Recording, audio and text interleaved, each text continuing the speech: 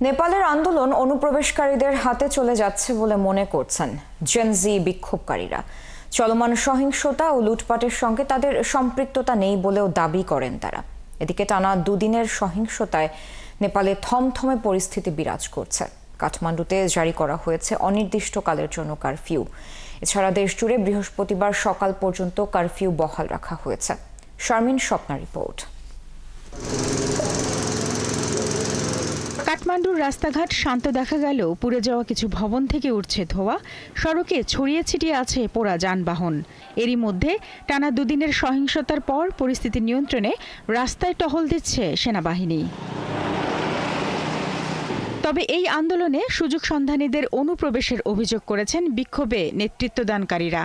জেনজিরা জানান, বিক্ষোভের লক্ষ্য ছিল জবাবদিহিতা, স্বচ্ছতা ও দুর্নীতির অবসান নিশ্চিত করা। চলমান সহিংসতা ও লুটপাটের সঙ্গে তাদের সম্পৃক্ততা নেই বলেও দাবি করেন তারা।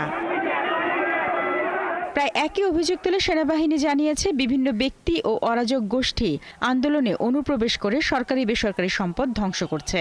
সহিংসতা ও ভাঙচুরে জড়িতদের শাস্তির হুঁশিয়ারিও দিয়েছে সেনাবাহিনী।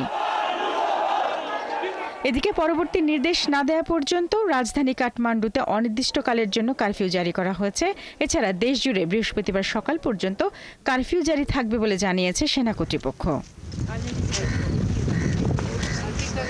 শারমিন স্বপ্না, ৭১।